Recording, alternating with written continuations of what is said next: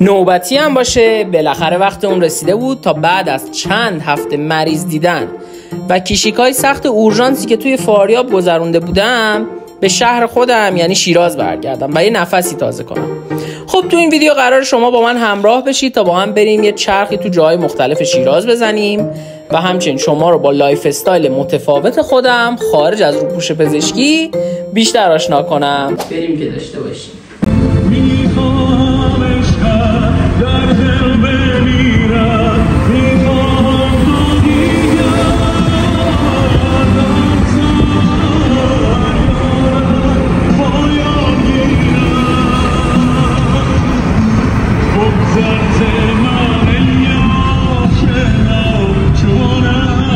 محمد خان دوست داری بیای تو یوتیوب؟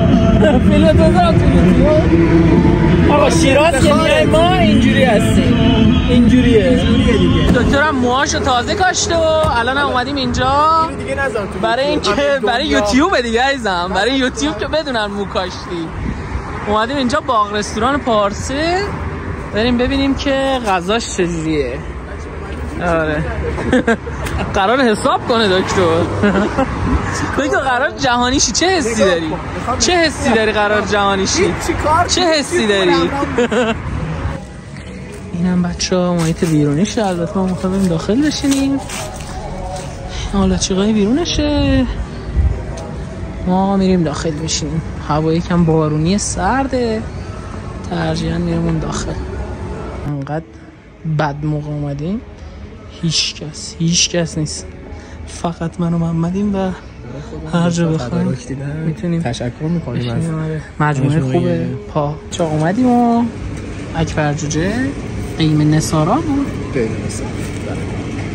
آقای دکتر امیدواره که خوشمون بیاد. آره نون فاکتور رو نشون بده.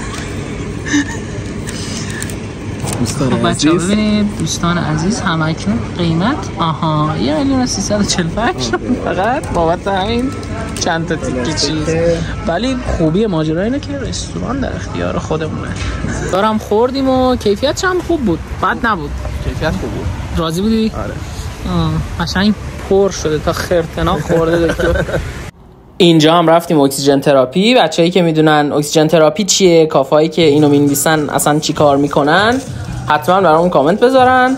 این ویو بالای کافه است و اون چادر زرد رنگی که الان میاد توی تصویر رو میبینید، این سیرک خورشیده. از بچگی ما نوشته بود فقط یه روز تو شیرازه، ولی از همون موقع هست تا همین امروز. ریک اینجاست. طرفدارای ریک اند مورتی اعلام حضور کنید ببینم. ریک اینجاست.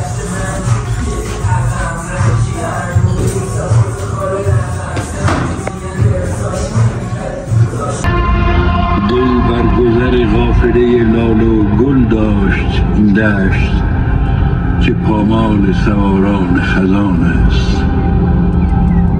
روزی که بجنبد نفس باد بهاری، بینی که گل و سبزه کران تا به کران است.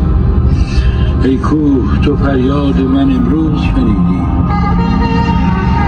دردیست در این سیر که همزاد جهان است. اگه فکر میکنید این ویدیوهایی که دارم پشت هم براتون میذارم مال چند روز متفاوته، نه، باید بگم سخت در اشتباهید و همش فقط مال یه روز از شیرازگردی من و دوستم محمده که حالا هنوزم ادامه داره. پس بریم که ببینیم. اینجا هم مجموعه جذاب باربد هست که انواع سازهای موسیقی رو میفروشه و توی شیراز مال قرار داره و قشنگی ماجرا به اینه که میتونی این سازا رو بشینی امتحان بکنی و بزنی. همینجور که تو ویدیو میبینید دارن ساز میزنن کسایی که خریدارن.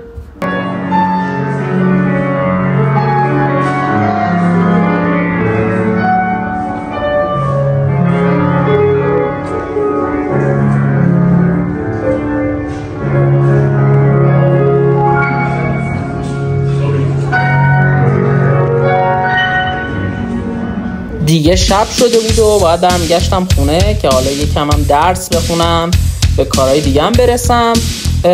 آره دیگه این بود خلاصه یه روز از شیراز بودن من و گشت و گذار توی شیراز. امیدوارم که از این ویدیو خوشتون اومده باشه کانال رو سابسکرایب بکنید که ویدیوهای بعدی رو هم حتما ببینید. ویدیو رو لایک بکنید، کامنت برامون بذارید.